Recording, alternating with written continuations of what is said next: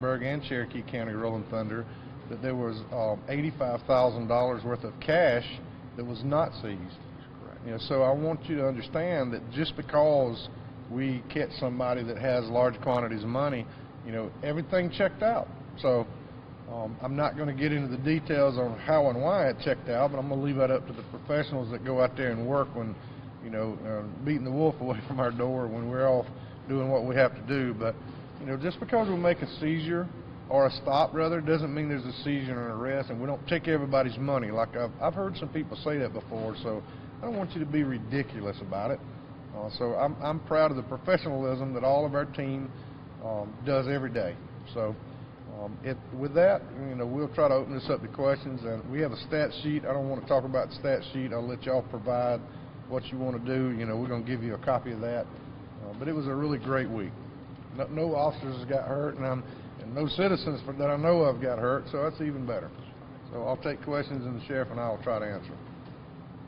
Can you talk about the significance of the big cigarette busts? Because I think a lot of people don't understand why it's so important to get those cigarettes off the street. Well, they were obtained illegally, and I'm not going to go into a great deal of detail. I was asked not to, but there was a lot of cigarettes that were obtained illegally. Now, how they were obtained illegally, I'm going to let the investigators do what they do. It's just another. It's a counterfeit. It's a stolen product that is going to be used, whether it be guns, shoes, whatever it is. So we're out there trying to get all elements of the crime off of our street, not just one particular thing. Did the construction at all cause an issue for you guys on 85? It slowed things down a little bit, for sure. But I want to say thank you to the citizens of Spartanburg and Cherokee County. They were very understanding about what we're trying to do, and we didn't get out there and mess things up either. So yeah, it did slow us down a little bit, but I think it helped us focus a little bit more, if you'll know the truth. Sheriff, of all the stops y'all made over the week, was there one that stands out to you as far as like you really got a dangerous person off the street, or a particular cache of guns or drugs?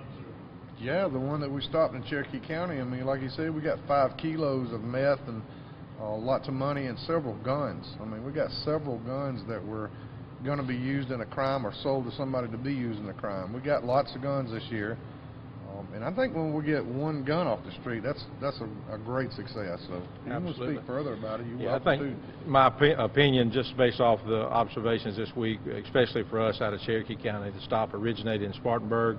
Was able to seize a large quantity of cash, and then individual indicated he was going to get up to 4 kilos of drugs, and so we was able to allow him to schedule that drop. We recovered those drugs, continued to pursue that case, and recovered additional $68,000 plus, and then went to the home, got another kilo, got an ounce of heroin, as well as several guns. And this was a local drug dealer out of Cherokee County, and so had the stop not occurred in Spartanburg and we continued to work that trail, we would have never got this guy. And so that was, my opinion, as one of the best cases for the whole week. Sheriff Mueller, what did you learn from having your guys kind of focused in Cherokee County for Rolling Thunder? You never had your command post up and stuff like that. Did you guys learn anything from this? We participate in Rolling Thunder for the past 7 years, so our guys have been here, so they know what to do from the work standpoint.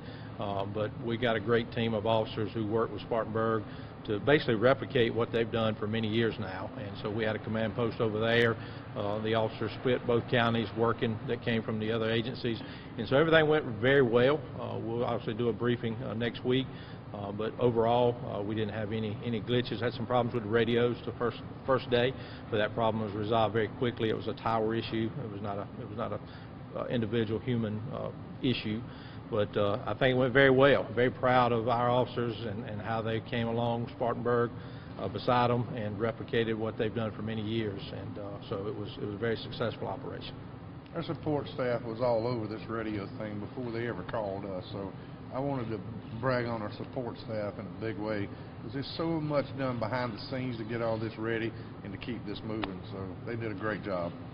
Obviously a huge focus on opioids, but you've added a bunch of marijuana, and that, I mean, what does that tell you about where kind of the status is of everything, drugs that are moving through our area? I can tell you this, I've been told by many people, you'll never win the war on drugs.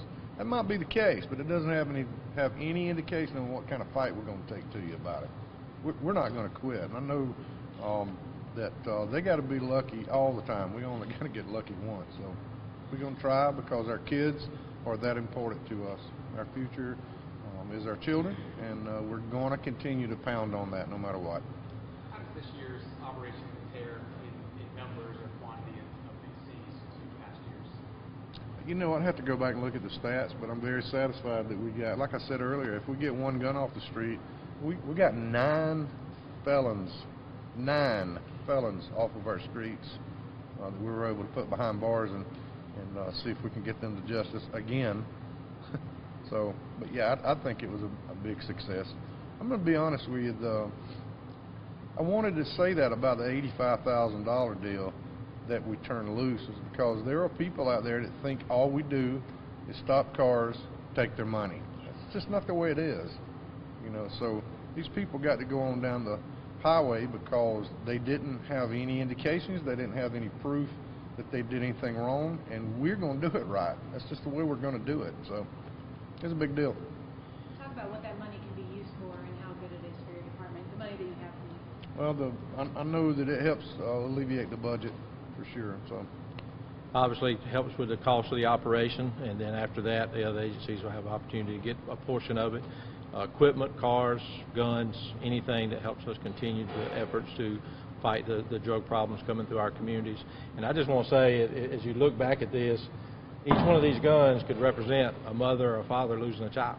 And so we know that these guns won't be used in a homicide, won't be used potentially against one of our officers anywhere in this country because we took them off the streets. And then the drugs here, every one of these drugs back here, this poison that's being introduced into our communities, and we know that some child or even some adult won't have access to this. And so we're glad to get it off the street.